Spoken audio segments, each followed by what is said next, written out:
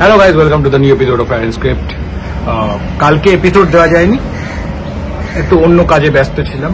আর অবশ্যই কালকে খেলাটা হয়েছে, মোহনবাগান তার ডুরান্ট অভিযান শুরু করেছে 1-0 গোলে। খুব ইমপ্রেসিভ না হলেও 3টে পয়েন্ট এসছে। টম আলরেড মানে উপমহাদেশে পা রাখার 48 ঘন্টার মধ্যে তার প্রথম ম্যাচটি খেলছেন এবং 90 মিনিটস খেলেছেন। তো কমিটমেন্ট প্রদর্শন হয়েছে। দেখা যাক আগামী দিনে কতটা কি হতে পারে। মোহনবাগানের বাকি বিদেশিরা যেমন শহরে সকালবেলা চলে এসছেন কোচ মলিনা এবং তার সহকারীরা। বাকি বিদেশিরাও মোটামুটি আজকেই চলে আসবেন। যেমন ধরো রড্রিগেজ, তিনি মধ্যরাত্রে চলে আসছেন। তার আগে জেমি ম্যাকলারেন, স্টুয়ার্টও চলে আসার কথা। যদি না ফ্লাইট একটু এদিক ওদিক ডিলে করে তো স্টুয়ার্টেরও চলে আসার কথা। শুধু ডিমি আর জেসন কামিন্স মেবি কয়েকদিন 2-3 দিন পরে আসবেন, খুব বেশি দেরি হবে না। তো মোটামুটি পুরো স্কোয়াডটাই পেয়ে যাচ্ছে মোহনবাগান। বাকিরাও যারা স্বদেশি প্লেয়ার আছে, লিস্টন কোলাসো থেকে শুরু করে বাকিরাও কিন্তু যোগ দেবে আর কি। কালকে হয়তো মাঠে তোমরা আপুইয়া এদের সবাইকে দেখতে পাবে।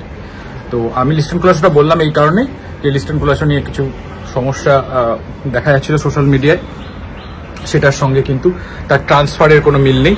তো লিস্টন কোলাসো ভেরি মাচ মোহনবাগানের প্ল্যানে রয়েছে। সো ওটা নিয়ে আমি আর বেশি বলছি না, বেশি বললে ওই ব্যাপারগুলোকে বেশি গুরুত্ব দেওয়া হয়ে যাবে। আর চলে আসি ডাইরেক্ট মোহনবাগানের অন্য জায়গাটা, প্রীতম কোটাল।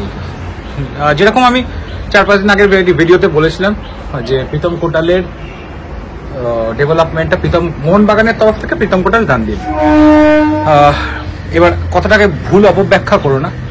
ডান্ডিল মিনস প্রীতম কোটাল এবং মোহনবাগান একে অপরের সঙ্গে মিউচুয়ালি এগ্রি করেছে, ঠিক আছে, টার্মস যে হ্যাঁ ঠিক আছে, কেরালা ব্লাস্টার্স যদি রাজি থাকে তাহলে প্রীতম কোটাল মোহনবাগানে চলে আসবে। এখন বাকি প্রীতম কোটাল এবং এই মোহনবাগান এবং কেরালা ব্লাস্টার্সের যে কথা চলছিল দীর্ঘদিন, বিভিন্ন প্লেয়ারদের চাইছিল, সেগুলো তো আমি আগেও বলেছি এবং সেগুলো মোহনবাগান রাজি হচ্ছিল না, সেই ব্যাপারটাই রয়েছে।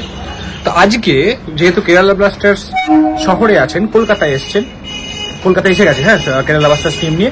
এবং এটাও বলে দিই একটা ছোট্ট একটা জায়গা যে প্রীতম কোটাল কিন্তু জয়েন করেননি সেই হোটেলে, কেরালা ব্লাস্টার্সের হোটেলে। যদি অনুশীলনে জয়েন করেন পরে আমি জানি না করবেন কিনা, কিন্তু কেরালা ব্লাস্টার্সের হোটেলে কিন্তু জয়েন করেননি।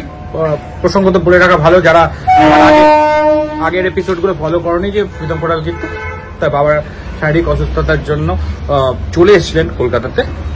তার বাবা এখন ভালো আছেন, আমরা সবাই সুস্থতা কামনা করি প্রীতম কোটালের বাবা। আচ্ছা, আসল খবরে ফিরি, সেটা হচ্ছে যে এবার বাকি রয়েছে মোহনবাগানের সঙ্গে আজকে একটা কেরালা ব্লাস্টার্সের মিটিং রয়েছে।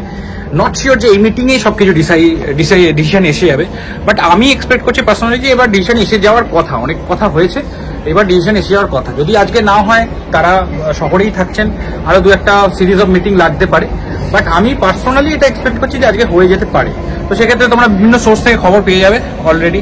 আমি তো আর 10টা ভিডিও বানাতে পারবো না, বাট তোমরা বিভিন্ন সোর্স থেকে হয়তো মেবি খবর পেয়ে যাবে, বা আমরাও যখন নেক্সট বার লাইভে আসবো তখন নিশ্চয়ই বলে দেবো।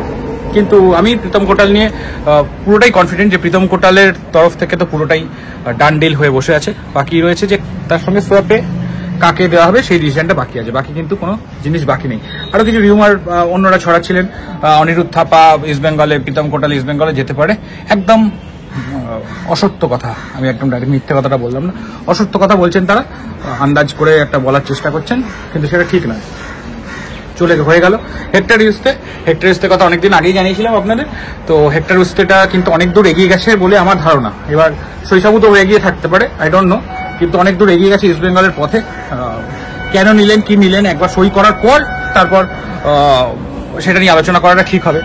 তার আগে অবশ্যই যতক্ষণ না ট্রান্সফার মার্কেট ইজ ভোলাটাইল, যতক্ষণ না হচ্ছে ততক্ষণ এইবার এই আওয়াজটা যে দিচ্ছেন আপনারা, এই যে ট্রেনের আওয়াজটা, আমার সাবস্ক্রাইবাররা ওই আবার দাদা ট্রেনের আওয়াজ করবে, আর সকালবেলা দিতে।